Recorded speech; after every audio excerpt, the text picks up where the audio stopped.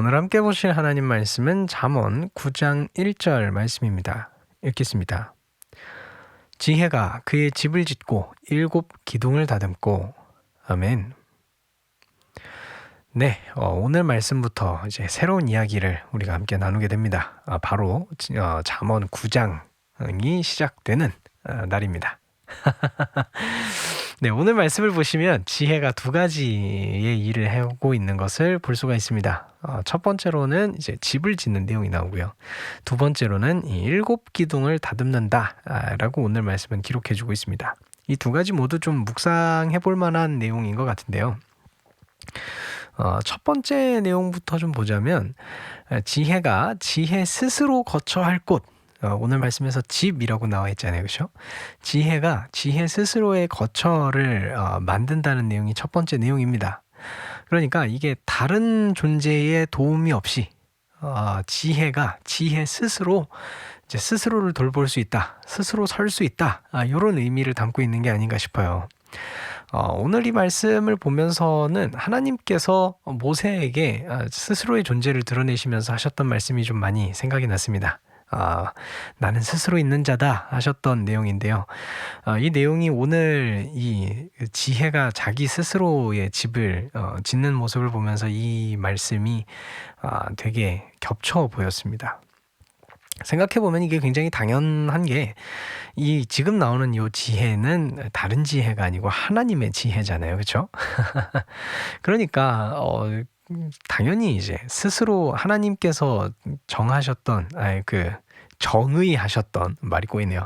정의하셨던 내용과 지혜가 지금 우리에게 보여주고 있는 이 행동이 당연히 동일할 수밖에 없을 겁니다. 그렇죠? 자, 그럼 두 번째 내용을 좀 보도록 하겠습니다. 그러고 나서 7 기둥을 다듬는다라는 내용이 나오잖아요. 이게 뭐랄까요? 왜 이렇게 숫자에 그 의미가 담기는지 사실 잘 모르겠어요.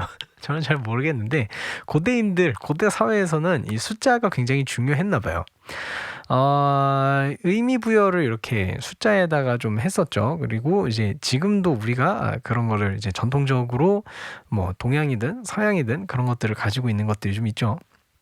좀 생각해 보니까 좀 생각해 보니까 이유가 좀 있을 것 같기는 합니다. 숫자에다가 어떤 의미를 넣는 이유 말이죠.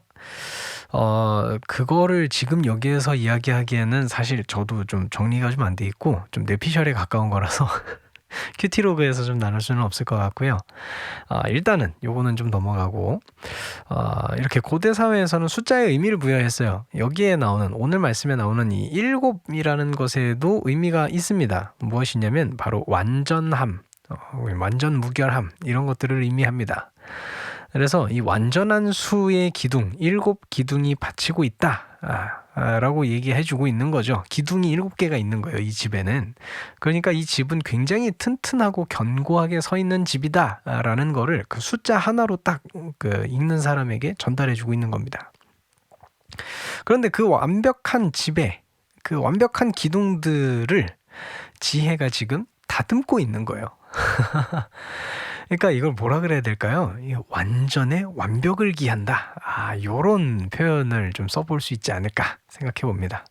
이 표현은요, 지혜의 완전 무결함을 우리에게 뭐랄까요, 읽는 독자로 하여금 와닿게 합니다. 집을 짓는 내용도 그렇고 스스로가 스스로의 거처를 준비하는 것도 그렇고 그곳에 있는 7 기둥, 그리고 그것을 다듬는 이 지혜의 모습, 이런 것들을 통해서 그런 것들을 이 지혜의 완전 무결함을 읽는 독자로 하여금 생각하게 만드는 것이죠. 네, 그렇습니다. 오늘 말씀에서 살펴보았듯이 하나님의 지혜는 완전 무결합니다. 사실 이렇게 딱 정의를 내리고 나면 스스로가 좀 많이 비교가 됩니다. 하나님과 막 이렇게 비교를 한다, 어떻게 그럴 수 있느냐 이렇게 얘기할 수 있지만 하나님의 지혜가 완전 무결하듯 완전 무결하잖아요. 그러면 그에 비해서 나는 나의 부족함과 연약함이 스스로 보이는 거예요. 오히려 그런 부족하고 연약한 제 모습이 있기 때문에 하나님의 지혜를 찾고 하나님의 지혜의 필요성을 느끼는 것이 아닌가 생각해 봅니다. 오늘 하루를 살아가는 동안에 이 완전 무결한 하나님의 지혜가 저와 함께 하시기를 소망합니다.